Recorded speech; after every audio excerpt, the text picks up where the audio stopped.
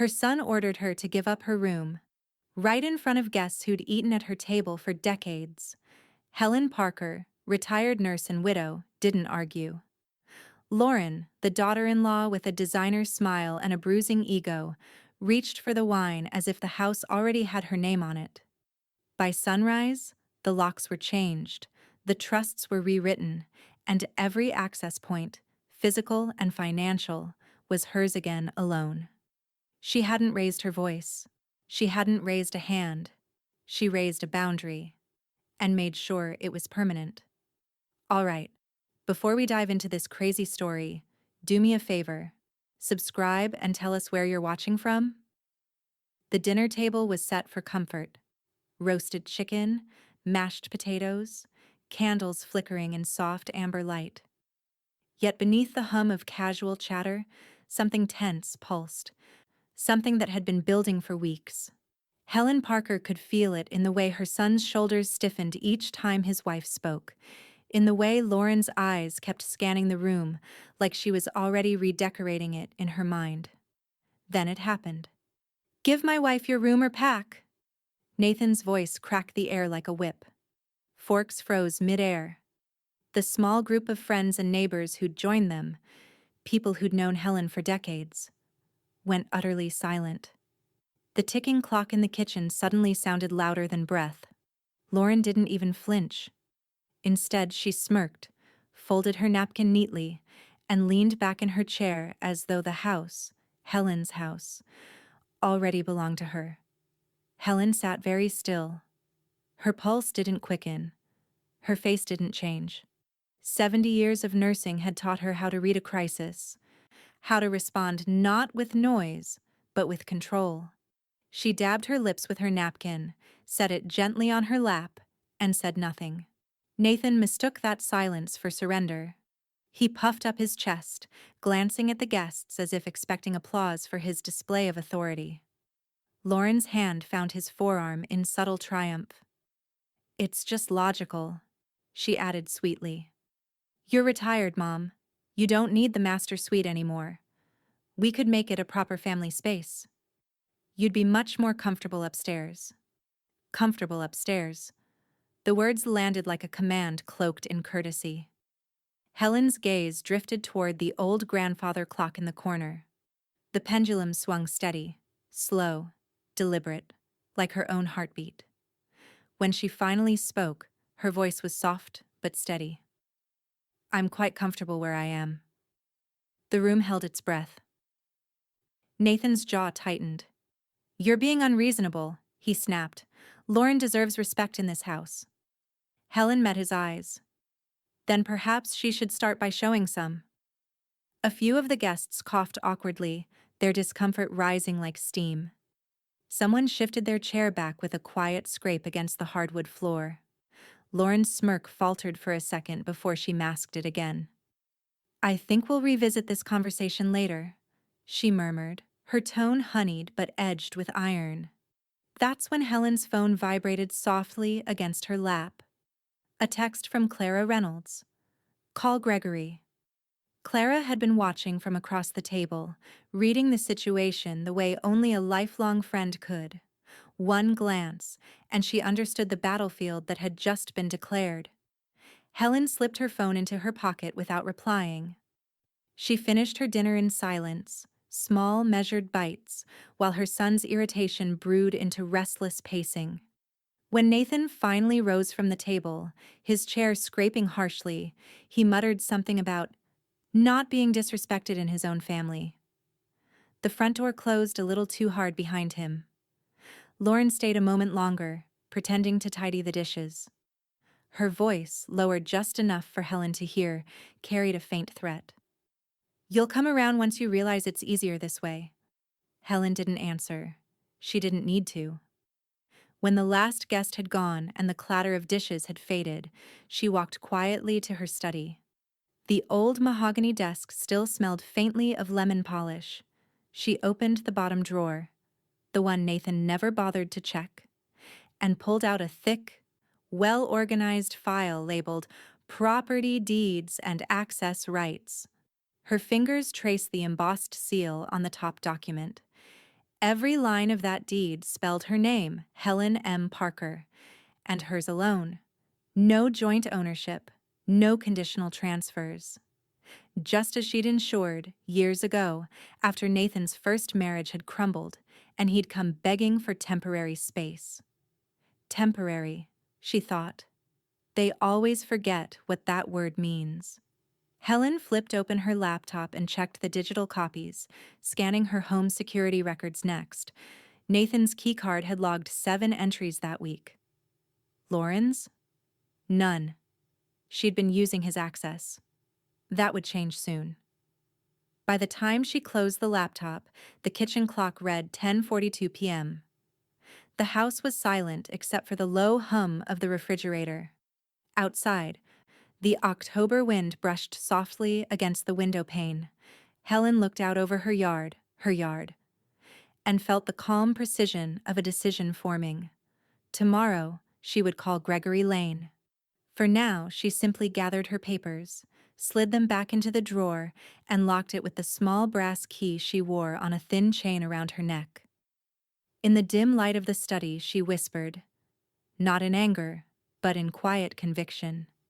Give her my room or pack. Let's see who does the packing. She turned off the lamp, the room sinking into darkness, but the spark behind her calm eyes glowed like steel just forged. The next morning broke gray and quiet, the kind of Carolina dawn that arrived without fanfare. No birdsong, no color. Just a cool stillness that made every decision feel permanent. Helen rose before the sun, her robe cinched tight, her mind already organized like the files in her desk. The events of the previous night replayed faintly as she poured her coffee. Nathan's raised voice, Lauren's smirk, the stunned silence of friends who didn't dare speak. But there was no sting in the memory now, only clarity. She carried her coffee to the study and set it beside the thick folder she'd locked away hours earlier. Her reading glasses glinted in the early light as she spread the documents out across the desk, one by one. Deeds, tax receipts, title certificates. Each bore the same name in clean, unwavering ink, Helen M. Parker. Her name, her house. No cosigners, no secondary names, no transfer clauses. She traced a fingertip down the embossed county seal and let out a slow, deliberate breath. The papers were more than proof of ownership. They were the story of a lifetime's discipline, of choices made when others were too loud or too careless to think ahead. Her phone buzzed on the desk. A message from Clara. Did you sleep? Or did you start planning already? Helen smiled faintly and typed back, both.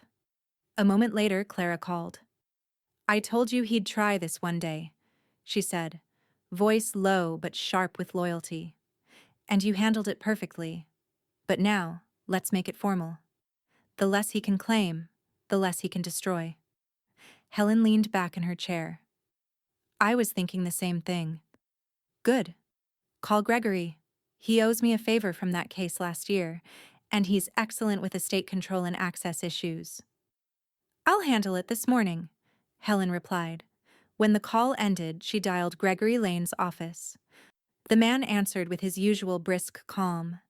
Mrs. Parker, always a pleasure. How can I help today? Helen didn't waste words. I need to restrict property and account access from my son and his wife. Immediately. A pause. Brief, but perceptible. Understood. Is there a conflict, or do we expect one? There already was, she said. Now I'm just finishing it properly. He promised to prepare the necessary documents within 24 hours. She thanked him, hung up, and turned toward the laptop she'd left on the counter. The home security portal was still open from the night before. She clicked through the logs again, her eyes scanning for patterns. Nathan's entries, 7 that week, clustered mostly in late evenings when he thought she was asleep. Lauren's name never appeared. She'd been piggybacking on Nathan's privileges, entering quietly behind him. Helen changed the passcodes one by one. Garage, front door, and side entry. The system beeped quietly as new access IDs loaded into memory. Then she opened her banking portal. The main accounts sat untouched, just as she'd left them. But she noticed one detail that pricked her attention. A shared household expense fund, one Nathan occasionally dipped into for errands. She made a note in her leather planner to speak with Sophie Kim at the bank. Sophie understood discretion. Helen's phone rang again. Clara, this time without preamble. "You still have the spare key they use?" "In the kitchen drawer," Helen said. "Burn it," Clara said flatly. Helen smiled. "No, I'll keep it as evidence of what they once thought they owned." She closed the drawer gently, almost reverently. By noon, the kitchen was filled with sunlight and the soft hiss of simmering soup. The house felt lighter, as if the walls themselves understood what she was doing. She carried her bowl back to the study and began typing the first lines of her notice. Firm, precise, free of sentiment. Effective immediately. All household and property access privileges are suspended pending legal clarification. Unauthorized entry will be treated as trespass under Guilford County law. She signed her name and sat back, letting the weight of it settle. Outside, she could see Nathan's car parked crookedly at the curb. He hadn't even noticed the cameras tracking his movements. He was probably waiting for her to emerge, expecting another quiet conversation he could control. But Helen had already moved past conversation. She opened her planner and underlined 3 words in neat blue ink: finalize, secure, enforce. The phone buzzed again. Another message from Clara. "Gregory's ready when you are." Helen typed back only 2 words: "So am I." She stood, gathering her documents into a fresh, neat stack. As she locked the study door behind her, the sound of the bolt sliding home echoed through the house like punctuation at the end of an era. By the time Saturday rolled around, the house no longer sounded like Helen's. It had a new rhythm, footsteps she didn't invite, voices that carried too easily down her hallway. Helen stood in the doorway of her dining room, a cup of coffee cooling in her hand, watching Lauren move furniture like she was staging a showroom. The younger woman's movements were brisk and confident. She dragged chairs, repositioned lamps, even slid the oak buffet 3 inches closer to the window as if claiming better light for herself. "Just opening the space," Lauren said without turning around. "It'll make dinners feel more modern." Helen's lips curved faintly. "I suppose you think modern means rearranging what isn't yours?" Lauren paused, feigning amusement. "Oh, Helen, don't take it that way. It's just a table." But Helen knew it wasn't just a table. It was the one her late husband had built by hand in 1975, its surface scarred with decades of family meals and quiet confidences. Every groove was a record of belonging, something Lauren would never understand. From the corner of the room, Clara Reynolds observed silently, phone angled low in her palm. She pretended to scroll through messages, but the faint red light at the corner of her screen blinked once, recording. She caught Lauren's casual intrusion in perfect, quiet detail. "You said you'd stay out of this," Helen murmured under her breath as she passed Clara on her way to refill her coffee. Clara whispered back, "And you said you'd play nice. Neither of us kept our word." Helen hid a smile behind her cup. "Document it, just in case." Lauren was still talking, still performing, rearranging dishes on the china hutch, swapping Helen's porcelain for her own stemware. "Nathan thinks this room just needs a woman's touch. It's so traditional." Helen's gaze didn't waver. "It's historic. There's a difference." Nathan entered then, face flushed from mowing the lawn, a task he'd resumed recently, perhaps to feel useful. "Looks good, babe," he said, eyeing the newly shifted layout. "Finally feels like we're making it ours." Ours.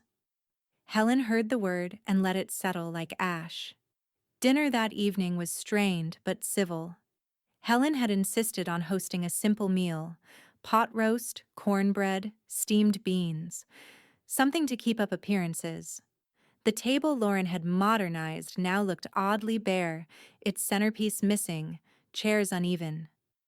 Nathan chatted loudly about a client who'd irritated him that week, the story blustering with self-importance. Lauren laughed at all the right moments, feeding his ego like clockwork. Helen listened, nodding occasionally, but her mind was elsewhere. Beneath the table, her phone screen glowed softly with a message from Sophie Kim at the bank. All requested restrictions in progress. Shared accounts will reflect new permissions by 6 p.m.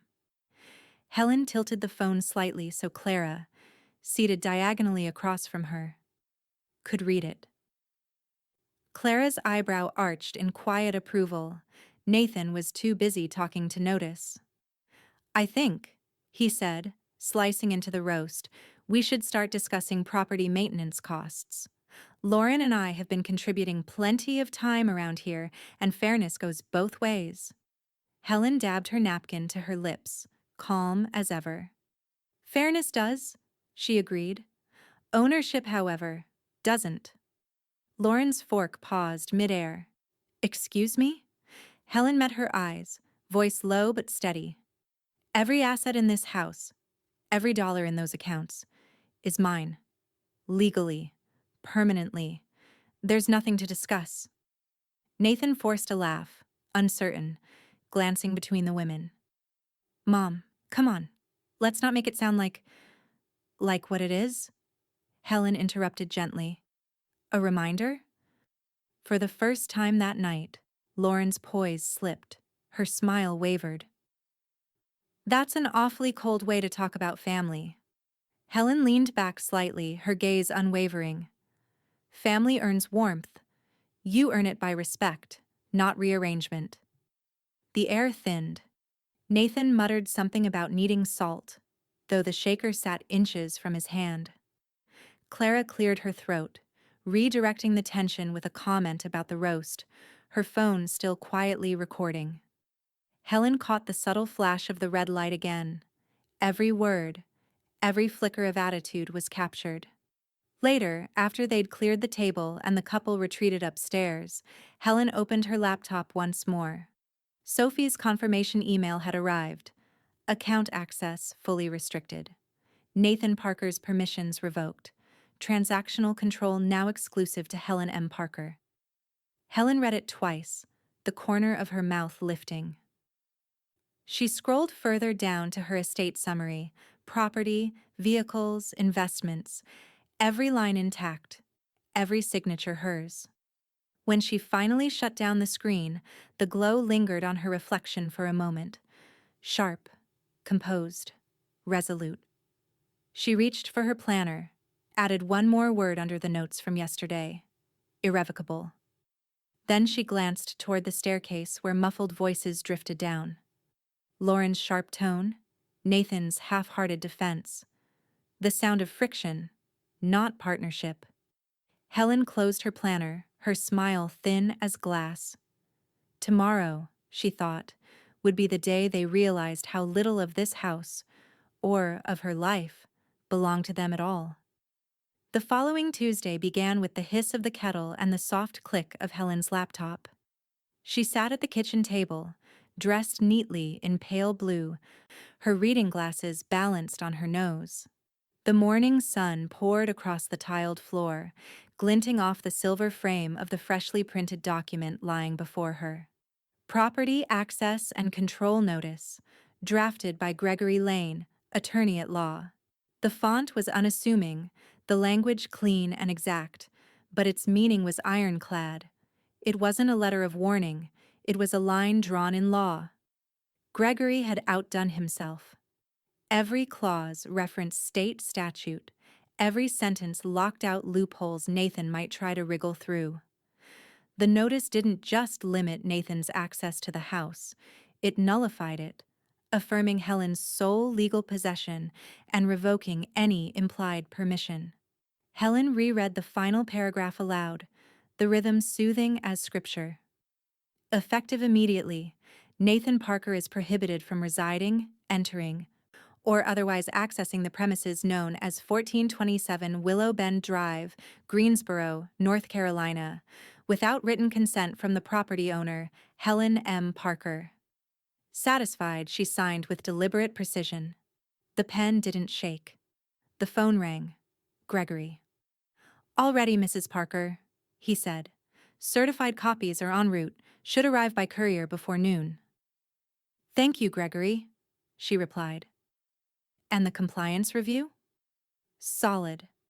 I double-checked every filing reference. He has no claim to contest." Helen smiled faintly. "Then today, Mr. Lane, I believe we've done something historic." Gregory chuckled quietly. "Let's call it preventive maintenance." They hung up, and Helen moved on to her next call. Sophie Kim at the bank. Sophie's professionalism was steady, her voice calm but alert. "Mrs. Parker, we've completed the freeze on the joint expense fund. Any linked cards will be declined until trust modifications are finalized." Helen nodded. "And the trust adjustments?" "In progress. Once your attorney sends confirmation, we'll reroute access under your sole authorization. You'll receive updated credentials by end of day." "Excellent," Helen said softly. "Discretion, as always." "Always," Sophie replied. By noon, the courier arrived, a polite young man with a crisp envelope and a handheld scanner. Helen signed for the delivery and watched as he tucked the proof of receipt neatly into his folder. The sound of the mailbox closing echoed faintly through the front hall. A small, significant sound. Upstairs, footsteps stirred. Nathan's heavy stride, followed by Lauren's lighter one, descending together. Helen could tell from the rhythm that they hadn't slept well. Lauren was first to spot the envelope on the side table. "From a law office?" she said, brows furrowed. "Gregory Lane? Who's that?" Nathan tore it open before Helen could answer. His eyes skimmed the first lines, then stopped cold. The color drained from his face. "What the hell is this?" he muttered, voice cracking between disbelief and anger. Lauren stepped closer, reading over his shoulder. "Wait. She's restricting your access? That can't be legal." Helen lifted her teacup, taking a slow sip. "It's perfectly legal," she said without looking up. "And effective immediately." Nathan's voice rose. "Mom, this is insane. You can't just—" "I can," Helen interrupted, tone mild. "And I did. It's all been reviewed for compliance. Gregory was thorough." Lauren's panic was sharper, more controlled. "This is overreaction. You're punishing us for trying to make this place livable." Helen finally looked at her. "No, Lauren. I'm ensuring it stays livable. For me." Nathan slammed the notice down on the table. "You didn't even talk to me first." Helen met his glare with calm precision. "You shouted at me first." The silence that followed was thick, almost physical. Lauren folded her arms, her face hardening. "So what now? You expect us to just leave?" "I expect you to respect the law," Helen said evenly. "Everything you do from this point forward has consequences. For both of you." Nathan's hands clenched. He looked toward the staircase, maybe considering packing, maybe considering confrontation. But Helen's calm unsettled him. It was the stillness of someone holding every card. Outside, a delivery truck rumbled past, and in that moment of noise, Helen slid her phone toward Clara's contact name and sent a single message. "Delivered. Reaction immediate. Confirming phase 2. From across town, Clara's reply came quickly. "Got it. I'll archive today's footage." Lauren was still muttering, her voice tight with disbelief. "This is absurd. Who even does this to their own son?" Helen turned her teacup in her hands, the porcelain warm against her palms. "Someone who remembers who paid for the roof over his head," she said quietly. Nathan looked at her then, not as a son, not even as an opponent, but as a man realizing the ground beneath him was no longer his to stand on. Helen took another sip of tea, eyes steady. "Lunch will be at 1, don't be late." She rose, leaving the notice where it lay between them, her signature gleaming beneath the printed seal, and walked back toward her study. Behind her, Lauren's voice cracked into a whisper. "Nathan, what if she's serious?" Helen paused in the doorway just long enough for them to hear her final words. "Oh, I'm serious," she said, without turning around, and that was just the first notice. By Friday morning, the neighborhood knew something had shifted at 1427 Willow Bend Drive. Cars slowed as they passed, neighbors glanced up from their lawns, and the air carried that heavy, watchful quiet of a story spreading before anyone dared to tell it out loud. Inside, Helen sat at the same kitchen table where she'd once poured cereal for Nathan as a boy. The difference now was the man across from her. Not a child with milk on his chin, but a son whose pride had gone brittle under the weight of paperwork. Gregory Lane's second delivery sat on the table between them, the official stamped version of the notice, now filed and recorded with the county clerk's office. The seal shimmered faintly in the sunlight, gold and unyielding. Helen folded her hands. "Nathan," she began calmly, "you've now received legal notice. I wanted to give you the courtesy of hearing what it means directly from me." Lauren stood near the doorway, arms crossed, eyes narrowed. She hadn't spoken since she entered the room, but her energy filled the space. Restless, defensive.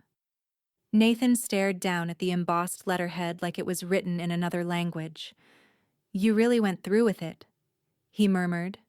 Helen's voice remained even. "It's effective as of Wednesday. You no longer have legal access to this property. You may enter as a guest, if invited, and for limited personal item retrieval. By appointment." Lauren's laugh was sharp and humorless. "An appointment? Are you hearing yourself? This isn't a corporate office." "Helen, it's your family home." "It's my home," Helen corrected softly. "You've mistaken kindness for ownership, Lauren. That confusion ends now." Clara, seated unobtrusively at the far end of the table, watched every word unfold.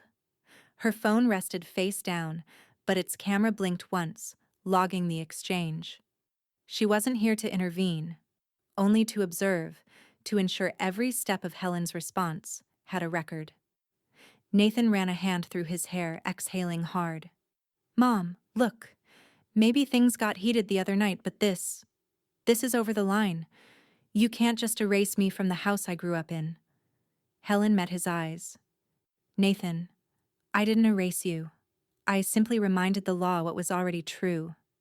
Gregory's voice joined then, through speakerphone, his tone professional and unshaken. "To clarify, Mr. Parker, this isn't about eviction or family discord. Your mother is exercising her property rights.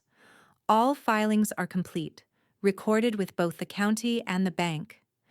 The assets you referenced are now secured exclusively under her authority." Nathan's expression faltered. "What assets?" Helen let the silence stretch before answering. "The accounts, the maintenance fund, the joint card you used for errands. Everything you assumed was shared." Lauren's color drained. "You froze it?" Gregory's voice came clean through the phone. "As of this morning, Mrs. Parker's directives are in effect. Any attempt to access or modify those accounts will result in automatic denial and security notification." Lauren turned on Nathan, fury overtaking her composure. "You said she'd never actually do it." Nathan's jaw clenched. She can't." Gregory cut him off. "She did." The air in the room went still. The hum of the refrigerator and the soft tick of the clock filled the silence where pride had just collapsed. Helen rose, walking to the side counter where her security console rested. With deliberate precision, she began entering new codes, the faint digital beeps echoing like punctuation marks. The screen confirmed, "Access revoked. New users, none." When she turned back, Her gaze was steady. You once said this was your house too. Consider this your formal correction. Nathan's eyes darted to the console, to the laptop, then to the front door. Small signs of panic flickering beneath his forced calm. You changed the system? Helen nodded once. Every entry code, every key card, even the garage opener. Lauren's voice cracked. You're insane. Helen's reply came quiet, unwavering. No, I'm done being polite. The words landed like a verdict. Nathan's shoulders sagged, the weight of reality pressing down in full. He reached for the paper again, scanning it desperately as if a loophole might appear. But the legal seal glared back, permanent, final, untouchable. He looked up at Helen, the disbelief almost childlike. You can't undo this, can you? Helen's answer was calm, nearly tender. No, Nathan, you can't undo what you never controlled. From the corner, Clara's camera caught the moment his hand trembled. The precise instant realization replaced arrogance. Lauren turned toward the door. We're not staying here another second. That's the first sensible thing you've said all week, Helen replied, pouring herself a cup of tea. They left without another word, the front door closing with the softest of clicks. Helen stood still, the warmth of the mug radiating through her fingers, listening to the faint hum of the locks rearming. Gregory's voice spoke again from the phone speaker. It's done, Mrs. Parker. He can't override any of it now. You're fully secure. Helen smiled faintly. Perfect. I like my piece password protected. Clara exhaled, lowering her phone. That was cleaner than I expected. Helen sipped her tea, eyes on the quiet yard beyond the window. Clarity usually is. Outside, Nathan's car engine roared to life, then sputtered. He swore, slammed the steering wheel, tried again. The sound faltered once more. Helen's smile deepened just slightly. Oh, she murmured, voice low and composed. I forgot to mention. The car's on my insurance, too. The internet always seemed like Nathan's favorite weapon. By Saturday morning, he was already using it. Helen scrolled through her tablet from the comfort of her sunroom, tea steaming beside her. There it was. Nathan's furious post, written in the raw, impulsive style of a man who still thought volume equaled power. When your own mother locks you out of your childhood home after everything you've done for her, guess loyalty means nothing to some people. Family betrayal, facha, ungrateful generation above us. There were hashtags. There were angry emojis. And worst of all, a blurry picture of the front of her house. Helen sighed, setting the tablet down. The sunlight caught the edge of her wedding ring, the one thing she never removed. They always underestimate silence, she thought. Across town, Clara was already on the phone. Don't respond, she said immediately. Don't even breathe online. Let him talk himself into looking ridiculous. I wasn't planning to, Helen replied, but I think I'll reallocate some funds today. I'd rather my peace not depend on his tantrums. Now that, Clara said with quiet satisfaction, is power. Silent, but absolute. By noon, Nathan's online meltdown had escalated. He'd written 3 more posts, each more indignant than the last. Lauren had joined the chorus, threatening legal action in a tone both dramatic and uninformed. For anyone following, we're pursuing this legally. Elder abuse laws exist for a reason. People can't just lock out family members. The comments were a mixed bag. A handful of sympathetic friends chiming in, others cautiously asking, wait, whose name is actually on the deed? Lauren ignored those. Meanwhile, Helen's phone buzzed with a message from Gregory Lane. Gregory. Saw their posts? Already pulled timestamps from filings. Would you like me to respond formally? Helen. Please do. Something polite, preferably devastating. An hour later, Gregory's response appeared beneath Lauren's thread. Brief, professional, and mercilessly precise. For public clarity, all property and asset control measures enacted by Mrs. Parker are legally compliant and documented through the Guilford County Clerk and First Carolina Bank as of 10:47 a.m. October 10th. Copies available upon request. Please refrain from disseminating misinformation regarding ongoing lawful proceedings. The thread went silent. For hours. Lauren deleted her post by sunset. While the internet cooled, Helen went to work quietly, just as she always did when the storm outside raged. She opened her bank portal and began shifting balances, small transfers, structured reallocations from household accounts to the trust, from trust to designated interest-bearing certificates. Each click was clean, deliberate, soundless power.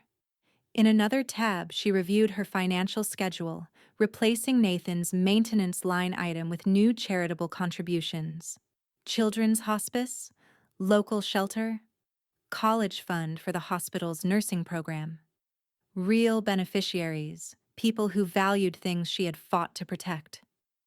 When the final transfer confirmation pinged on her screen, Helen whispered, "Let's see him try to withdraw from that."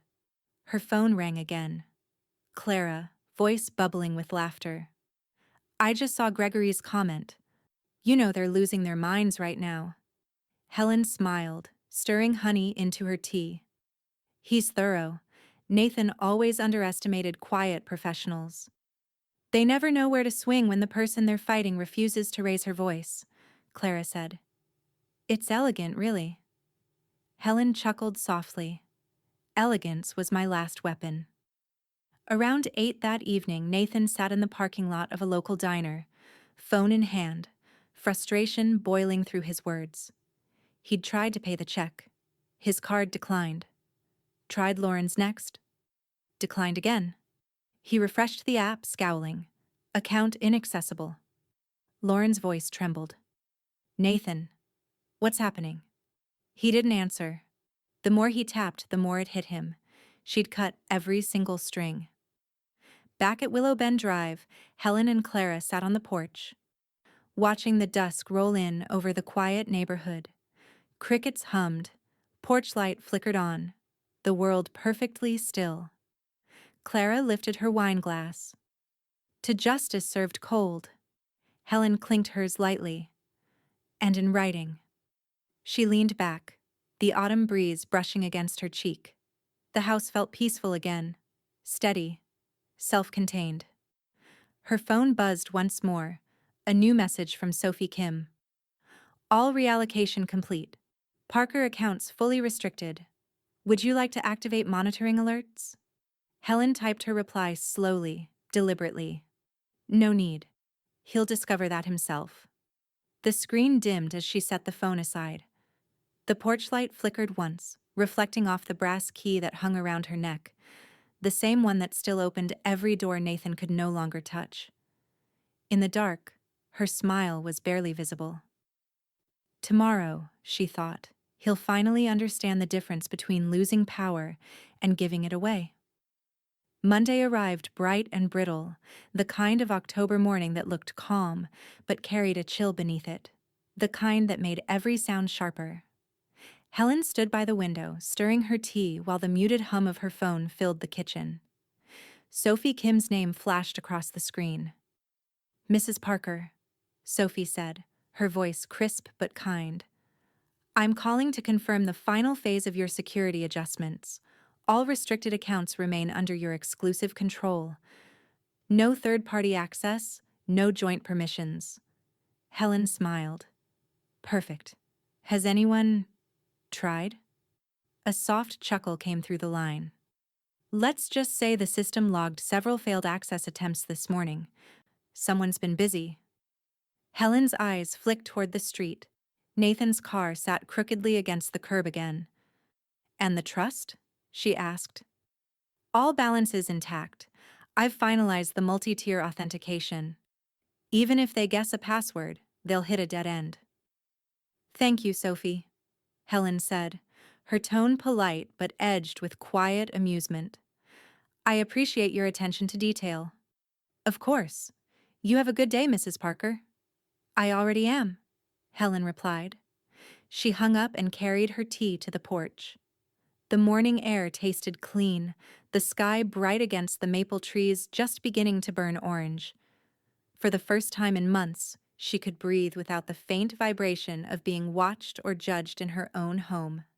But she didn't have to imagine what was happening across town. Inside a rented apartment on the edge of Greensboro, Nathan paced while Lauren sat hunched over the laptop, face pale with fury. "It's saying insufficient permissions," Lauren muttered, clicking furiously. "How can you not have permissions? It's your mother." Nathan ran his hands through his hair, every movement sharper than the last. "She must have called the bank. Maybe Gregory sent something. Wait. Try the other account. The one with the trust number." Lauren opened a new tab, typing rapidly. She waited. A red error bar blinked across the screen. "Transaction denied. Access restricted. Please contact your administrator." "Administrator?" she read aloud, incredulous. "She turned you into an employee." Nathan slammed his palm on the table. "I paid bills from that account. I kept things running." Lauren shot back. "With her money." He stared at her, jaw set. For the first time, she looked afraid. Not of Helen, but of how small Nathan suddenly appeared against her shadow. On the screen, the app refreshed automatically. The account balance blurred out, replaced by a locked icon. Lauren swallowed. She's good. Too good. At that exact moment, in her study, Helen refreshed her own dashboard. The numbers glowed steady and secure. She sipped her tea, slow and unhurried. The same accounts Nathan was trying to penetrate were now under triple verification, and only she knew the final passcode. Clara's voice came through the speakerphone, cheerful as always. "I drove by the rental. He looks like he's auditioning for a panic attack." Helen smiled faintly. "He's learning. That's progress." Clara laughed. "I almost feel bad." "You don't?" Helen said dryly. "No, I don't," Clara admitted. "But I did take a photo. His face when the card got declined at the gas station? Priceless. You could frame it." Helen chuckled softly, setting her cup down. "Send it to Gregory instead. He'll file it as proof of success." "Already on it," Clara said. Gregory Lane sat in his downtown office, the faint hum of fluorescent lights above him as he reviewed the last set of estate documents. His email pinged, Clara's photo, time-stamped and tagged. He couldn't help but smile as he filed it into the Parker estate folder before forwarding Helen the final confirmation. Subject: finalized. All accounts, trusts, and property rights secured. Time: 3:12 p.m., October 14th. Status: permanent. Helen opened the email while standing at the sink rinsing her teacup. A long exhale left her chest. Not exhaustion, but release. The house creaked softly as the wind pressed against the siding, a sound that used to unsettle her. Now it sounded like the house breathing with her. From the doorway, Clara appeared, holding 2 mugs. "You know," she said, handing one over. "I think he's finally starting to understand who taught him strategy." Helen took the mug, a ghost of a smile curving her lips. He always had the wrong definition of control. Thought it was about volume, not vision. They clinked mugs lightly, the sound delicate but final. Down the street, Nathan's car rolled past again.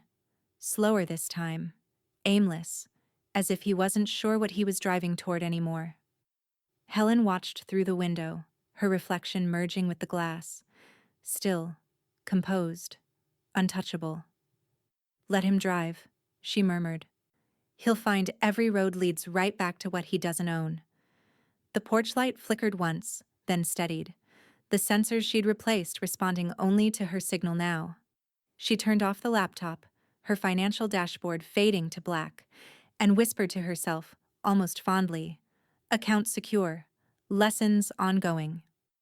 Sunday afternoon carried the kind of stillness Helen had almost forgotten existed. No voices rising through the floorboards. No slamming doors. No sound of Lauren's heels echoing down the hallway as if each click were a claim. The house had settled, literally and otherwise. The light fell softly through the lace curtains, catching the dust motes that hung lazily in the air. Helen sat on the porch beside Clara, the faint scent of jasmine tea drifting between them. "You ever notice," Clara said, swirling her spoon, "how quiet feels different when it's chosen?" Helen smiled faintly. "It feels earned." From somewhere down the block came the faint sound of a lawnmower, steady and predictable. It filled the empty spaces where tension used to live. Helen's shoulders dropped an inch lower. Clara leaned back in her chair, her voice dry. "They've gone radio silent. Not a peep online. I almost miss their theatrics." "You don't," Helen said softly. "No," Clara admitted, grinning. "I don't." Inside, the faint hum of Helen's computer fan was the only sound. The monitor displayed a new spreadsheet. Her revised financial allocations. The old family contingency account had been renamed Parker Charitable Reserve. Under its columns, she listed the recipients: Greensboro Children's Hospice, Women's Legal Aid Fund, St. Mary's Nursing Scholarship. She adjusted the sums, the way one might adjust ingredients in a well-loved recipe, each amount precisely measured, deliberately placed. Her pen glided across a notepad beside the keyboard. Funds once wasted now working. On another screen, Gregory Lane's email appeared. A calm reassurance wrapped in legal formality. Subject: ongoing security confirmation. All trust assets and property filings remain secure. No challenges filed or pending. County confirmation received this morning. Helen reread it once, then closed the laptop. "Solid," she murmured. Clara peeked over her shoulder. "Gregory doesn't miss a beat." "He's consistent," Helen said. "And consistency wins wars." "Patience wins them," Clara countered, her tone softening. "They underestimated that." Helen gave a small laugh. Not bitter, not triumphant, just quietly satisfied. "They always do." Across town, in the apartment that had already begun to feel smaller than it was, Nathan sat at the edge of the couch, rubbing his temples. Lauren was pacing, her hair a disheveled halo of frustration.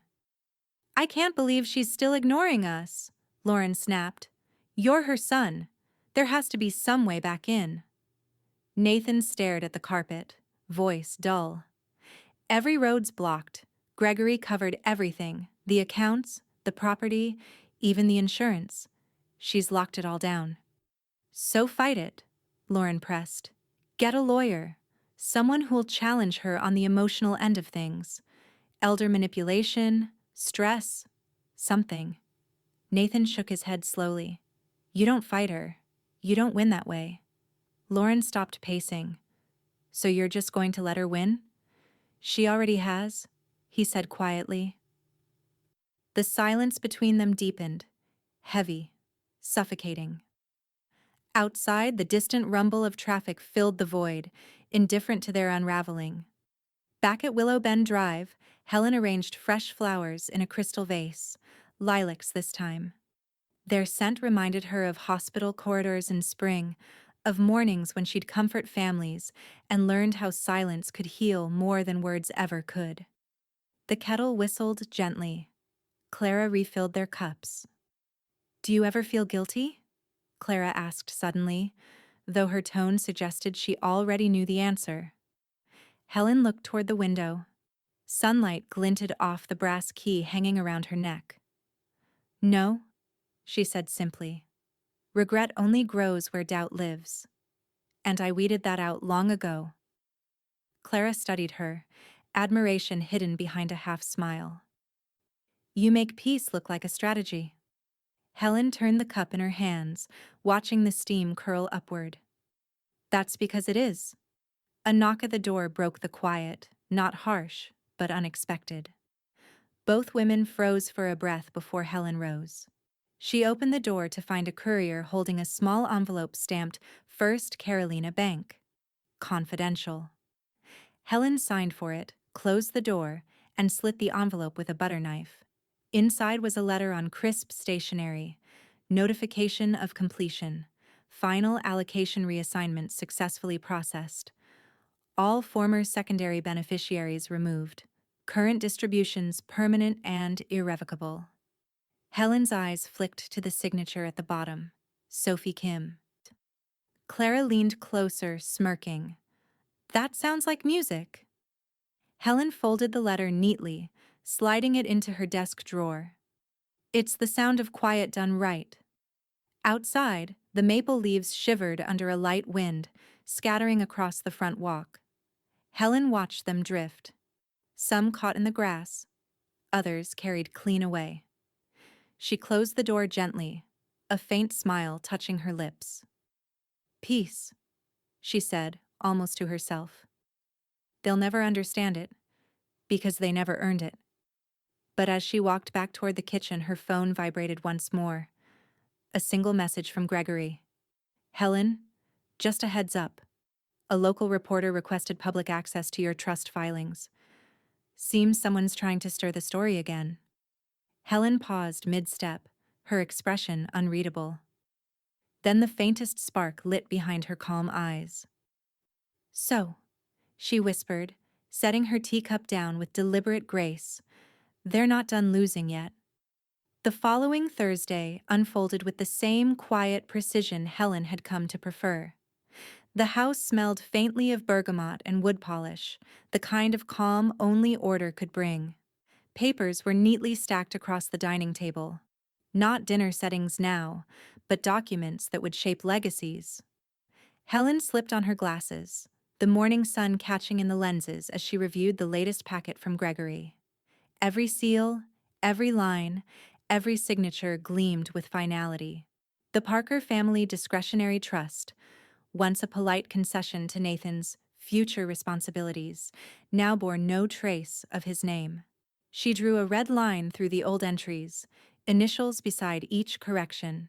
Next to Nathan's column, she wrote in clean script, reassigned to charitable beneficiaries, per updated directive. It was meticulous work, but soothing. Each deletion was a form of freedom. A soft chime interrupted her focus, a new email flashing across her laptop screen. From Lauren Parker. Subject, formal inquiry, access to trust allocations. Helen's mouth curved, but she didn't open it immediately.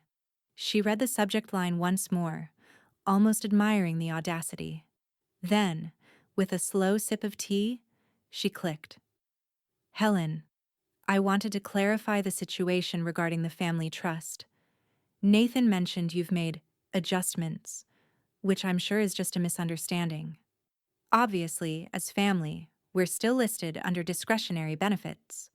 That's standard procedure. I'm sure you didn't mean to remove us entirely. Please confirm so we can avoid unnecessary confusion. Lauren Helen exhaled softly through her nose. Avoid unnecessary confusion. That was Lauren's favorite phrase, the kind she used right before rearranging someone else's furniture. Without hesitation, Helen selected archive. The message vanished. She wasn't ignoring Lauren. She was simply prioritizing peace. By noon, Clara stopped by, letting herself in with the familiarity of someone who'd earned the right years ago. She wore her usual emerald scarf, wind-blown and unapologetic. Still working? She asked, eyeing the spread of documents across the table. Helen nodded. Gregory's finishing the filings today. Once it's official, everything's permanent. Clara grinned. Permanent. My favorite word. They sat together while Helen opened her next tab, the Charitable Distributions dashboard. With one final click, she increased the allocation to the Women's Legal Aid Fund and the Nursing Scholarship Program. Redirecting his legacy, Clara murmured approvingly. Helen smiled. Redirecting waste. The two women sat in companionable silence as the clock ticked toward 1. Helen's email pinged again. A new message from Gregory, crisp and precise as ever. Subject: confirmation of filing completion. All revisions to the Parker Trust executed and recorded as of 12:57 p.m. Filing ID: 414A 90 CSVN. Permanent, irrevocable, and uncontestable. Congratulations, Mrs. Parker. Helen's fingers hovered over the keyboard for a moment before typing her reply. Thank you, Gregory. You've made certainty feel like art. Across town, the news was already rippling. Lauren's cousin, Susan, spotted something while checking public county filings. Her habit of mild nosiness finally paying off. By evening, she'd called her sister, who called another relative, and by dinner time, whispers had started forming a small, curious storm. Did you hear Helen changed the trust again? Removed Nathan entirely. No? Really? Her charities get everything now. Even the house might be tied to one. The whispers traveled faster than truth, threading through Greensboro like wind through dry leaves. That evening, Helen hosted a small tea. Just Clara, two of her neighbors, and Sophie Kim, who had stopped by on her way home from the bank. The living room glowed in amber light, soft jazz curling through the air. Clara poured a second cup for Sophie. You've made quite a stir at First Carolina, you know. Everyone's impressed with how airtight those filings are. Sophie smiled modestly. Mrs. Parker knows what she wants. I just help make sure no one else gets it. Laughter rippled across the room, but Helen stayed quiet, her eyes thoughtful. Clara leaned closer. Something on your mind? Helen tapped her teacup with her spoon, a slow rhythm. I've been thinking about what happens next. You win a war this cleanly, people start asking how you did it. Clara tilted her head. Let them ask. They underestimated you because they thought patience meant weakness. Helen's gaze lifted to the window where the dusk settled in deep blue shadows. Patience isn't weakness, she said softly. It's planning disguised as silence. The room fell into an easy quiet again. Sophie checked her watch, excused herself with polite warmth, and slipped out into the evening.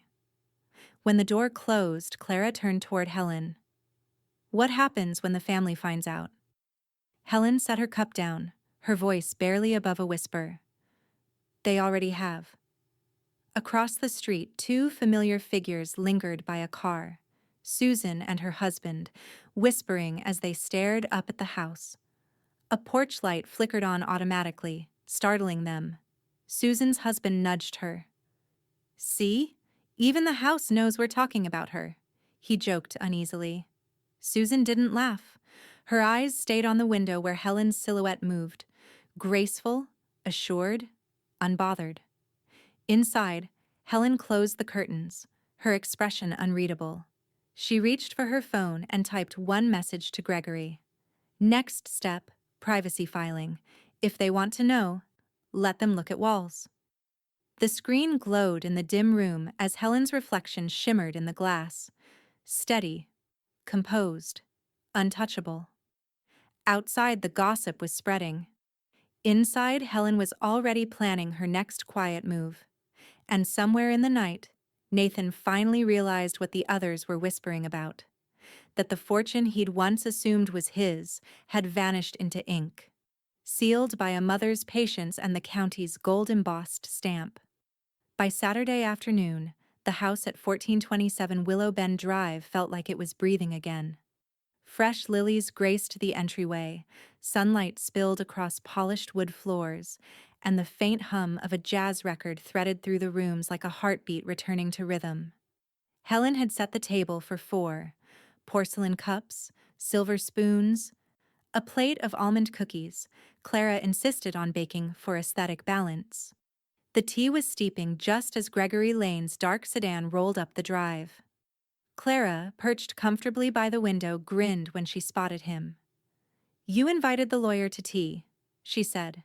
That's either grace or intimidation. Helen smiled. It's both.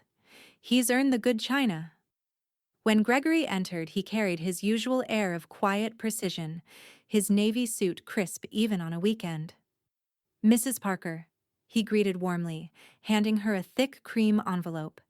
"As of this morning, every clause and subclause is sealed and logged. Your estate and trusts are now officially beyond contestation." Helen accepted the envelope without opening it. "And Nathan?" Gregory hesitated just long enough for the truth to settle between them.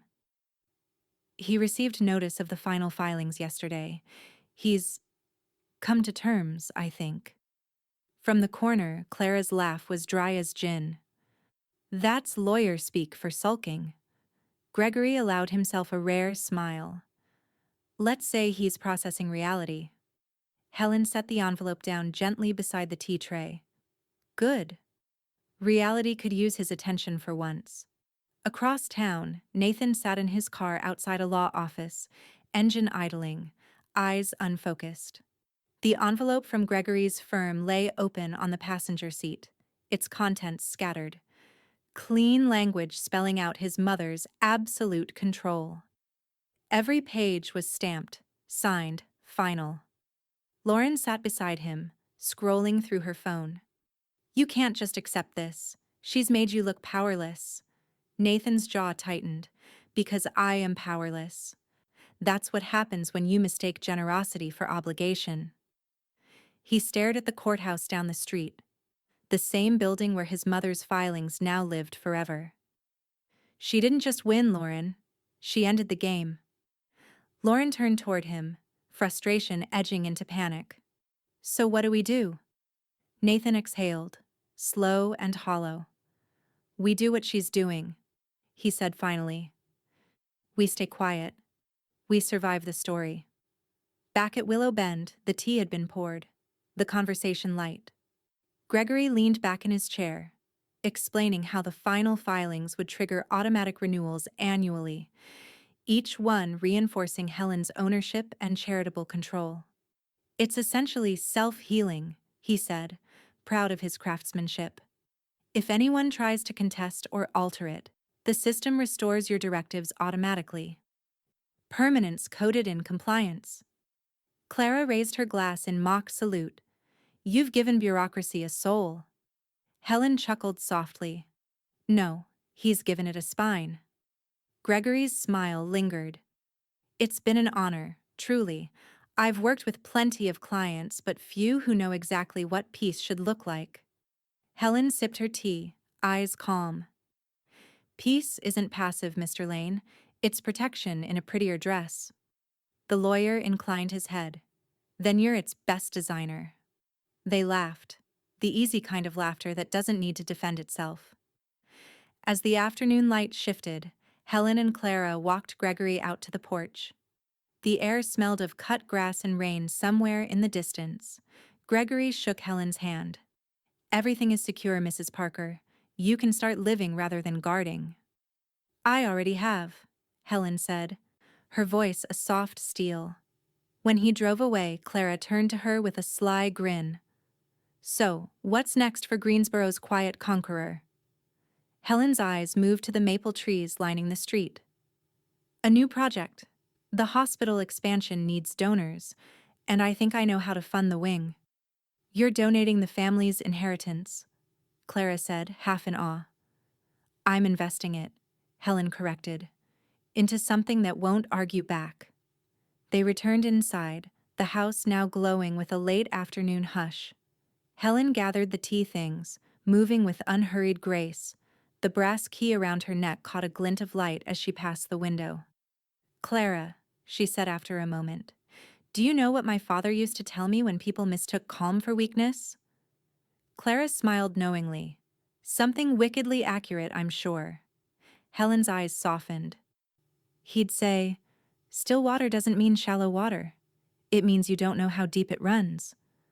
Clara chuckled. "Your son's learning that lesson one form at a time." Helen placed the last teacup on its tray and turned toward the open window. The breeze lifted the curtains, carrying faint laughter from down the street. Neighbors still murmuring about her decisions, her filings, her victory. She didn't mind. Let them talk. Peace had its own kind of echo. As dusk settled, she sat at her desk, opened her planner, and wrote in her measured, looping script, "Next contribution, Greensboro Community Health Wing, endowment established in memory of John Parker." Then she underlined it once, slow and deliberate, before closing the book. From outside, thunder rumbled far off, not threatening, just a reminder that quiet could command storms too. Helen smiled faintly, the corners of her eyes softening. "Closure," she whispered to herself, "is just control with better lighting." And somewhere beyond that calm exterior, a new plan was already taking shape. Monday morning unfolded with quiet purpose. A delivery van idled in Helen's driveway, its hazard lights blinking steadily like a metronome marking the rhythm of transition. Inside, two men from a local moving company carried boxes labeled in Helen's neat handwriting: attic heirlooms, study archives, John's records. Clara supervised from the porch, clipboard in hand, issuing small instructions with the precision of a military officer who'd traded battlefields for beige carpeting. "That one goes in the guest room," she directed. "And careful, that frame's older than your mother's." Helen stood in the foyer, her eyes scanning each movement with quiet satisfaction. It wasn't chaos. It was choreography. This wasn't a move out. It was a move inward. The rearrangement of space, the reclaiming of rooms long ceded to nostalgia and misplaced obligation. The master suite, once hers, always hers, had been refreshed. The furniture reoriented to face the garden, new curtains framing the morning light. Her late husband's writing desk, previously exiled to the attic, now sat proudly beside the window, its surface polished and ready. When the movers departed, Clara lingered near the doorway, hands on her hips. "You're transforming the place." Helen smiled faintly. "I'm restoring it. Every inch should answer to me again." "Every inch does," Clara said. "But it's still nice to see the physical proof." Across town, Nathan and Lauren stood outside their apartment, watching as a courier handed them a certified envelope. The return address read, "Lane and Associates, Estate Division." Lauren tore it open impatiently. "More filings? She's relentless." Nathan scanned the document, his face tightening. "It's not new, it's final. Gregory filed the last of the estate records." Lauren frowned. "Meaning?" "Meaning," Nathan said quietly. "Every decision she made, trust, deed, and charitable transfers, is now recorded, notarized, and archived. Nothing left to contest." Lauren threw the envelope onto the counter. "She's turning that house into her personal fortress." Nathan didn't respond. He walked to the window, staring out at the parking lot as a gust of wind rattled the blinds. For the first time, his anger wasn't loud, it was hollow. Back at Willow Bend, Helen and Clara stood in the center of the dining room, or what used to be the dining room. The long table had been moved to the sunroom, where the light fell warmer. In its place stood a piano Helen had inherited decades ago, its mahogany surface reflecting the afternoon glow. Clara tilted her head. "You're really doing it, turning the house into your own reflection." Helen ran her hand along the piano's edge. "It used to feel like a museum," she said. "Rooms I kept out of habit, not desire. That changes today." "You've earned that." "I've reclaimed that," Helen corrected. They spent the afternoon reorienting, paintings shifted, bookshelves reorganized, small tokens of memory placed where joy rather than guilt dictated. Clara took pictures for the record, partly out of habit, partly out of admiration. By evening, the transformation was complete. The air felt new, carrying lavender from freshly opened windows. Dinner was simple: roasted vegetables, salmon with lemon glaze, a glass of Merlot. Helen ate at her newly placed table near the piano, candlelight flickering against her face. Across from her sat Clara, relaxed, pleased, unhurried. "This feels right," Clara said. Helen nodded. "It feels mine." Her phone buzzed once, a new message from Gregory. Subject: estate filing confirmed all documents officially recorded with the state. Finalized as of 6:04 p.m. Helen read it, smiled, and set the phone aside. "There," she said softly. The last lock turned. Meanwhile, Nathan sat at his kitchen counter, his dinner untouched. The local evening news hummed faintly from the television, a segment about community donors funding the hospital expansion. The anchor's voice carried casual warmth. The new community health wing, made possible through a private endowment by longtime Greensboro resident Mrs. Helen Parker. Lauren froze mid-motion. "Oh my God," she whispered. "She gave it away." Nathan looked up slowly, eyes fixed on the screen where his mother's photo appeared, smiling faintly, dignified, unbothered. The caption beneath her name read, "A legacy of compassion and stewardship." He reached for the remote, but stopped halfway, his hand trembling slightly. Lauren's voice broke through the silence. "She's rewriting the narrative." "No," Nathan murmured, his tone oddly calm. "She's writing the truth. We were just the footnotes." At Willow Bend, Helen stood by the window, gazing out over the garden as the first drops of rain began to fall.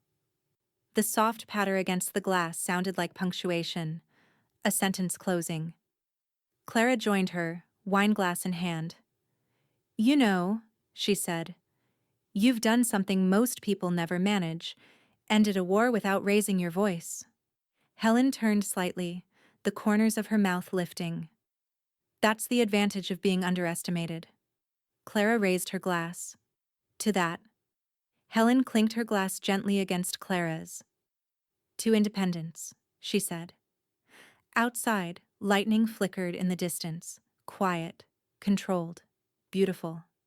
And somewhere across town, Nathan stared at a television that refused to show his reflection anymore. By the end of October, word of Helen Parker's brilliance, as the neighbors called it, had traveled far beyond Willow Bend Drive. Her cousins from Raleigh had called to check in, under the guise of concern, and even her late husband's sister had sent a carefully worded email congratulating her on her astute management of family affairs. Helen read that one twice, smiling faintly at the word astute. It was the genteel cousin of what they really meant: unyielding. The family, near and far, admired what they didn't understand. They called her strategic, poised, exceptional. But none of them had been there when her patience had been mistaken for weakness. None had heard her son's voice crack through her dining room like thunder. Now, they only saw the calm after the storm and mistook it for luck. Nathan sat alone in his apartment that night, the blue glow of the television painting his face in shifting light. The news had moved on to other stories: fundraisers, weather warnings, the mayor's latest speech. But his mind was fixed on that one broadcast about his mother.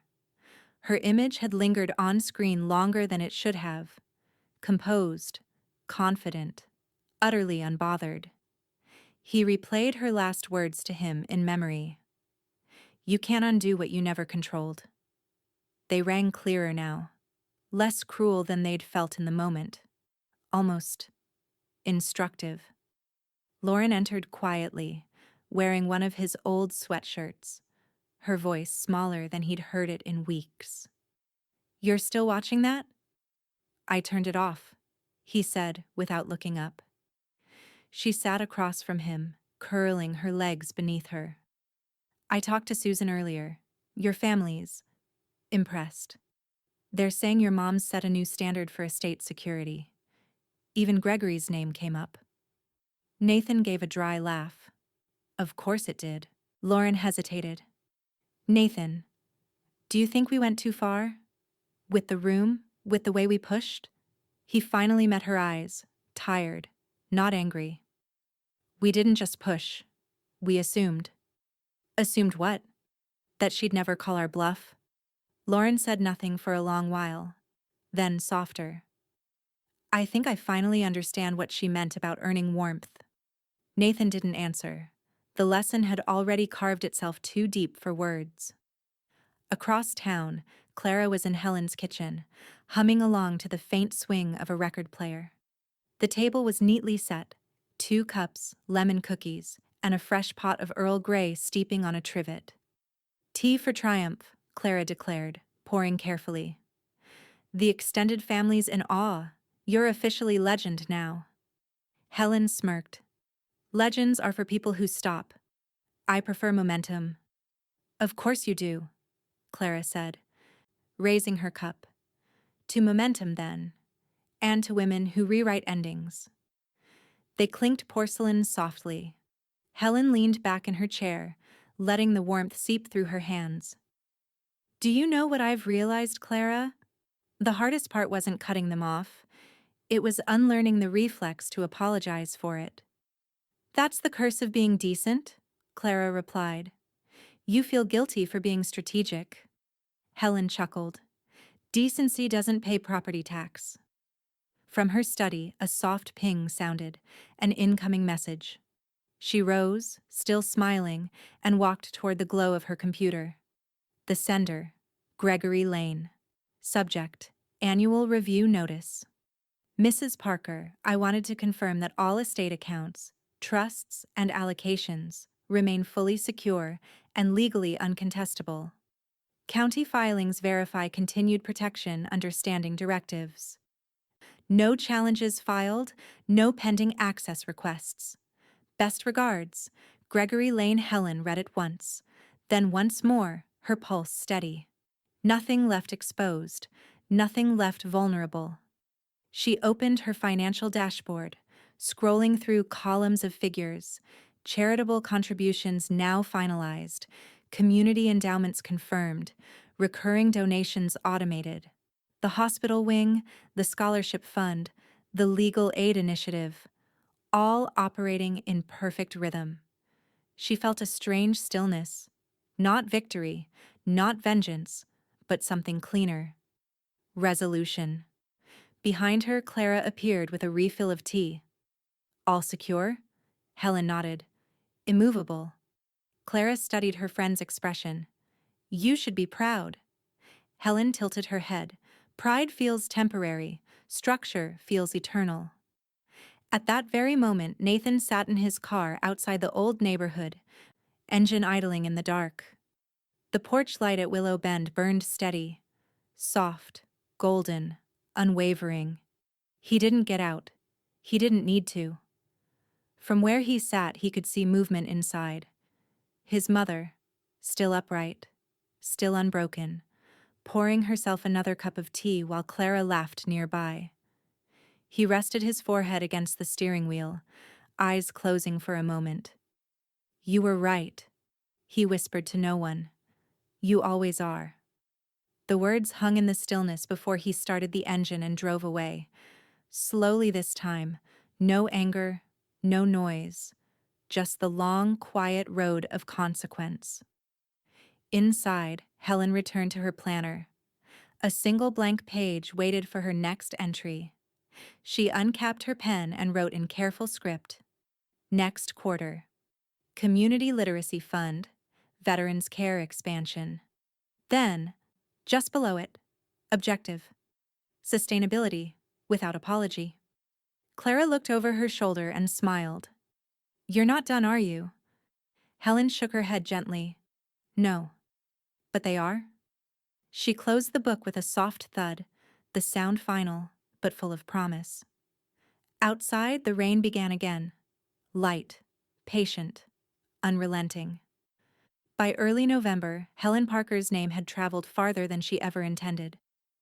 It started quietly, a mention in the Greensboro Ledger's weekend column about responsible estate transitions. Then, a blurb on the county website listing her as a model filer for transparent property restructuring. Before long, her name had become shorthand for something bigger. The woman who kept control. Neighbors spoke of her with a mix of admiration and caution, as though her calm competence was a rare, almost mystical force. They'd wave a little longer when they passed her mailbox. Some even dropped off homemade pie or flowers on her porch, just to say thank you for what you've done for the community. Helen always smiled politely. She didn't crave applause, but she understood its use. Applause was a tool for reputation, and reputation was armor. At the local cafe on Elm Street, two women from her old church leaned over their lattes, whispering in that half-conspiratorial tone of Southern respectability. "Did you hear?" one murmured. "That Parker woman's got her whole estate under charitable control. Not a penny to the son." "Good for her," said the other. "The way that boy carried on last year." "Oh, I remember. His wife posted something about being wronged. Lauren, right? Lord, I saw her at the market last week. Couldn't even look anyone in the eye." Helen walked past their table just then, the faintest smile crossing her face. She didn't pause. She didn't need to. The echo of her footsteps on the tile did all the talking. Outside, the autumn air was crisp, the leaves gold and brittle underfoot. Clara was waiting in the car, windows down, scarf whipping in the wind. "They're whispering about you again," she said as Helen climbed in. Helen set her handbag in her lap. "Good. It means they're learning." Clara grinned. "What lesson this time?" "That order," Helen said softly, "doesn't need an apology." Across town, Nathan found himself on the receiving end of that same public interest, but in reverse. At the bank, conversation stopped when he entered. The whispers were polite but pointed. His mother's name carried admiration. His carried an asterisk. He'd stopped trying to defend himself weeks ago. Words only deepened the shadow she cast. A shadow that didn't loom so much as settle, quietly, like inevitability. Even Lauren had begun to retreat. Her charm dimmed under the quiet judgment of peers. She'd tried to organize a small dinner for their old social circle, only to watch half the invitees decline with vague excuses. That night, Nathan found her pacing the living room, phone in hand. "They're avoiding us," she said, voice tight. "Everyone's pretending to be busy." Nathan's tone was measured. "They're not pretending." Lauren's frustration cracked into disbelief. "So that's it? She wins? We just live in her shadow forever?" Nathan didn't look up from his glass of whiskey. "You can't outrun someone who planned the road before you ever started driving." Lauren said nothing more. Back at Willow Bend Drive, Helen's house gleamed under the early evening light. The front porch, once a place of awkward family dinners and louder disagreements, now hosted warmth again. Laughter, calm conversation, the clink of teacups. Clara leaned over the railing, watching the neighborhood kids race by on bikes. "You know, you've done it. Really done it. Not just the finances, the trust, everything. You've built a legacy." Helen smiled, folding her shawl closer. "I built boundaries. The legacy was just a side effect." They laughed quietly, the sound soft and certain. A car slowed near the curb. Nathan's. For a brief moment, Helen caught his gaze through the windshield. He didn't get out, didn't wave. Just nodded once. A small, wordless acknowledgement. Helen returned the nod, her expression unreadable, but something in her eyes, a gentleness beneath the steel, lingered as he drove away. "Was that?" Clara began. "Yes," Helen said simply. That was understanding. Later that night, Gregory Lane stopped by on his way home from the courthouse. He handed Helen a sleek black folder, his tone light but professional. "All filings have been processed and verified," he said. "Every clause reaffirmed, every account reviewed. You are, Mrs. Parker, quite literally untouchable." Helen accepted the folder. "You make permanence sound poetic." Gregory smiled faintly. "Permanence is poetry when you're the author." She poured him a cup of tea, the last of the evening brew. Clara watched from her seat by the window, her voice low. He's right. You know, they should teach courses about what you've done. Helen sipped slowly, her gaze distant. People don't teach control, Clara. They warn against it. Gregory stood to leave, briefcase in hand. Well, maybe they'll start learning from you instead. Helen walked him to the door. Maybe, she said, if they're willing to listen. 2 days later, the letter arrived. It came in a crisp ivory envelope, the header embossed with the seal of Greensboro Daily Review. Helen opened it at her kitchen table while the kettle hissed softly behind her. Dear Mrs. Parker, our editorial team is curating a special feature on Women Managing Estates, Local Voices of Financial Mastery. Your name was recommended unanimously by both legal and community figures as an example of discipline and foresight. We'd be honored to profile your story and the wisdom behind your estate management approach. Please let us know your availability for an interview and photo shoot. Respectfully, Allison Graves. Managing editor. Helen reread the letter, the corners of her mouth curving. Unanimously, she repeated under her breath. Clara appeared behind her, peering over her shoulder. Well, look at that. They're turning you into a headline. Helen folded the letter neatly, sliding it back into the envelope. Careful what they wish for, she said with quiet amusement. Once I start speaking, they'll realize silence wasn't surrender. It was strategy. She set the letter beside her planner, poured the steaming water into her cup, and stirred slowly. Outside, the wind picked up, rustling the maple leaves across the porch. Somewhere in the distance, thunder rolled. A calm kind of power, the kind that didn't need warning to be felt. Helen lifted her tea, her reflection shimmering in the window. Steady, composed, victorious. And for the first time in a long time, she allowed herself a small, private laugh. The afternoon sun filtered through gauzy curtains, bathing the living room in amber warmth. Helen's house smelled faintly of cinnamon and lemon polish, the scent of care, not preparation. The porcelain teapot on the coffee table shimmered beneath the light, surrounded by neat stacks of shortbread cookies and dog-eared novels. Her book club had arrived early, arms full of paperbacks and compliments. Women she'd known for decades filled the space with laughter, the kind of laughter that came easily now, free of any strain. It's so serene in here, murmured Evelyn Marks, a retired school principal who never said anything she didn't mean. Honestly, Helen, it's like peace lives in your walls.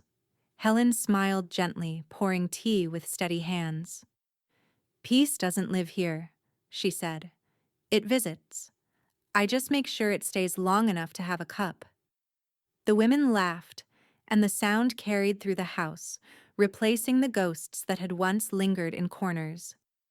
Clara, seated nearest the window, watched her friend move with the unhurried grace of someone who finally owned her time, truly and legally. Nathan and Lauren sat in the corner, uninvited but not unwelcome, a concession Helen had made for the sake of quiet, not forgiveness. They'd asked to stop by, under the guise of mending civility. Helen had nodded once and told them the book club met at 3. Now they sat quietly, slightly apart, nursing cups of untouched tea. Lauren smiled too brightly when anyone glanced her way. Nathan's silence was the only honest thing about him. When Clara caught Helen's eye, her expression said everything. They came to witness, not to belong. After an hour of cheerful debate over the book, a collection of essays on reinvention that Helen had chosen with surgical irony, the group began to drift toward the porch. Evelyn was mid-story about her grandchildren when the faint hum of a car engine rolled up the street. Gregory Lane stepped out, dressed in his usual charcoal suit despite the weekend. He carried a leather folio and the kind of unflappable calm that made even routine updates sound monumental. "Mrs. Parker," he greeted, inclining his head before noticing the small crowd. "Pardon the intrusion. I didn't realize it was a gathering." Helen gestured toward the tea service. "You're right on time. There's a cup with your name on it." Laughter rippled again as he took a seat near Clara. Nathan stiffened, recognizing the man who had, more than anyone, sealed his mother's authority in law and legacy. Lauren shifted uncomfortably, her fingers tightening around her napkin. Gregory opened his folio, his tone casual but precise. "I just wanted to confirm, Mrs. Parker, that all protections remain intact. County offices have revalidated every deed, and the bank has initiated your automatic renewal filings for next fiscal year. Every asset, account, and trust remains wholly under your discretion." Clara raised her glass of iced tea in mock salute. Translation: unbreakable. Gregory chuckled. "That's the technical term." "Yes." Helen's smile was soft but knowing. "You do keep me safe, Gregory." He met her gaze with quiet respect. "You kept yourself safe, Mrs. Parker. I just provided the paperwork." Across the room, Lauren finally spoke. "It must feel satisfying." Helen turned to her, voice light but laced with steel. "No, dear, it feels steady. Satisfaction fades. Structure doesn't." The room fell quiet, polite but charged. Even Evelyn sensed the tension's shape and wisely redirected. "Helen, didn't you mention a new project?" Helen nodded, her attention moving to the open folder on the coffee table. Her planner, color-coded and precise. "Yes," she said, flipping through the pages. "The hospital wing's expansion is ahead of schedule. The literacy fund is growing faster than expected. And next year—" She paused, tracing a line of ink. "I'll be starting a mentorship program for young nurses, financial literacy and estate planning for women in healthcare." Evelyn's eyes widened. "You're teaching them what you know." Helen smiled. "Someone should." Clara leaned back, pride warming her tone. "You've turned every battle into a blueprint." Helen met her friend's gaze. "That's what patience is for. To build something when no one's watching." Gregory closed his folio, standing. "I'll leave you to your peace, Mrs. Parker." Helen rose with him, her voice measured. "Peace is never left, Mr. Lane. It's maintained." He smiled and took his leave. When the last of the guests departed, the house quieted again. Clara lingered, stacking plates while Helen poured them one last cup. "They didn't say much," Clara observed, nodding toward the spot where Nathan and Lauren had sat. "They don't have much left to say," Helen replied simply. "But they're learning. Slowly." Clara sipped her tea. "You think they'll ever understand?" Helen tilted her head, considering. "Understanding isn't required for peace. Only acceptance." She turned toward the window, where twilight pressed softly against the glass. The porch light flicked on, bathing the yard in gold. In the reflection, she saw Clara's small, approving smile, and behind it, her own expression. Calm, complete, untouchable. The grandfather clock chimed 7. Helen glanced at her planner once more, adding a single note beneath next year's charitable allocations. Legacy maintenance, review quarterly, never relinquish control. She underlined the last 3 words twice. Clara caught the motion and laughed. "You're unbelievable." Helen's gaze didn't waver. "No," she said quietly. "I'm prepared." The kettle hissed again from the kitchen, steam curling upward like a benediction. Outside, the first stars pierced the sky over Willowbend Drive, sharp and bright against the darkening blue. Helen lifted her teacup, her tone serene. "Some people spend their lives chasing peace," she murmured. "The rest of us learn to keep it." But just as she turned to blow out the candle on the table, her phone vibrated. A single new message. From Allison Graves, Greensboro Daily Review. Mrs. Parker, your feature has been moved to the front page. The headline will read, "The Matriarch Who Outsmarted the System." Photo shoot scheduled for Thursday. Congratulations. Helen set the cup down slowly, the faintest spark of amusement lighting her eyes. They'll call it outsmarting, she whispered, almost to herself. I'll call it remembering who built the system in the first place. Thursday arrived soft and golden, the kind of North Carolina morning that made even consequence feel gentle. Helen Parker woke early, the house still and bright around her.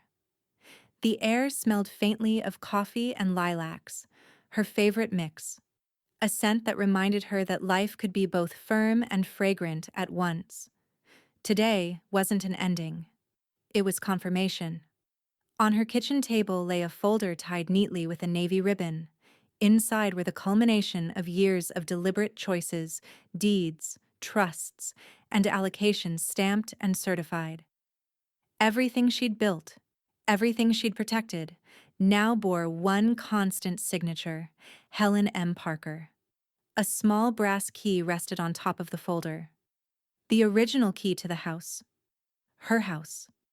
Nathan's copy had been deactivated months ago. But this was permanence forged in metal. By noon, the photographer from the Greensboro Daily Review had come and gone. The session was brief but precise. Helen at her study desk, the afternoon light tracing her shoulders, her expression calm but unreadable. When the photographer thanked her for her time, she'd smiled and said, "Peace photographs well, don't you think?" The young woman had laughed, uncertain if she was supposed to agree. When the door closed behind her, Clara emerged from the kitchen carrying 2 cups of tea.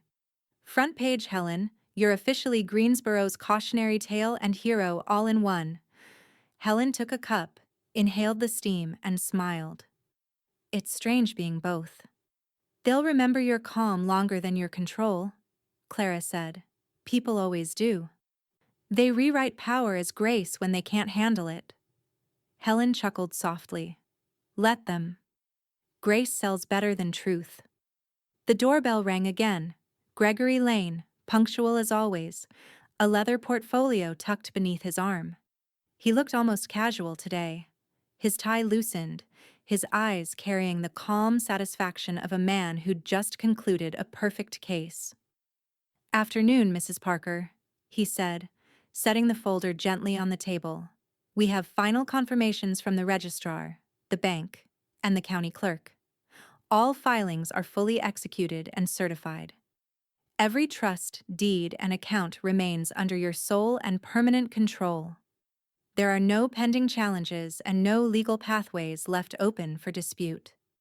Helen exhaled quietly, not from relief, but from the deep, steady recognition of a circle closed.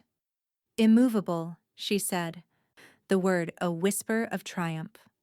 Gregory nodded. "Exactly. You're as secure as the law can make you. If Nathan or his wife try to reassert access, their claims will be rejected automatically. Even if they find counsel, the filings are self-protecting. In short, this house, your accounts, your peace, all untouchable." Clara grinned, raising her teacup. "I believe the word we're looking for is checkmate." Gregory smiled faintly. If this were chess, Mrs. Parker would have ended the game 5 moves ago. Helen sipped her tea and set it down with deliberate calm. "Not ended it," she said softly, "just ensured I never have to play again." That evening, the guests arrived. A quiet dinner.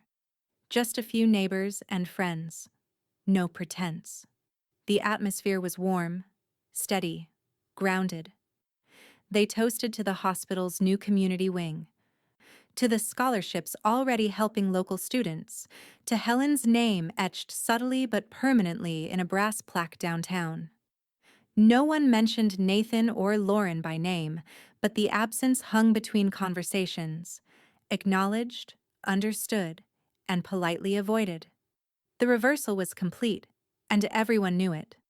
Evelyn Marks, always dignified, leaned across the table near the end of the meal. "Helen," she said softly, "you've managed to do something remarkable. You didn't just protect what's yours, you turned it into something that protects others." Helen's eyes softened. That's what it was always meant to be. A house should shelter more than pride. Outside, the evening breeze rustled through the maples. The porch light cast a soft halo across the yard, a silent sentinel. When the last guest departed and the dishes were cleared, Clara lingered by the piano, swirling the last sip of wine in her glass. "You've done it," she said, her tone both proud and wistful. "You're untouchable, legally, financially, emotionally. The system bends around you now."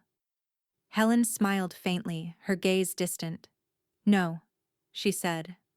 "The system just finally caught up to my patience." Gregory had left an hour earlier, but his parting words still lingered in the room. "Everything's sealed.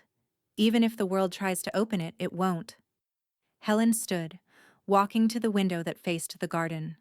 The moonlight cast long silver lines across the hardwood. She reached for the brass key that hung around her neck. Cool, familiar, absolute. For a moment, she simply held it in her palm, feeling the weight of what it symbolized. Ownership, authority. Peace not granted, but earned. Behind her, Clara spoke softly. "What's next, Helen?" Helen turned, her eyes reflecting both satisfaction and something deeper. A quiet finality that shimmered like steel beneath calm water. "Next," she said, "dinner." She crossed to the dining room, where a single place was set, linen napkin folded just so, her wine poured half full. She sat down, the silence wrapping around her like a well-tailored coat. For the first time in years, every sound in the house belonged to her. The faint tick of the clock, the sigh of the wind through the open window, the soft hum of the refrigerator. Her space, her rules, her peace. As she cut into her meal, her gaze drifted to the corner where Nathan had once stood shouting, face red, voice sharp with entitlement. She could still hear the words, if she wanted to. "Give my wife your room or pack." Helen's fork paused halfway to her lips. A smile, small, razor thin, touched the corner of her mouth. She whispered, just loud enough for the walls to hear. "He yelled at me to give the room.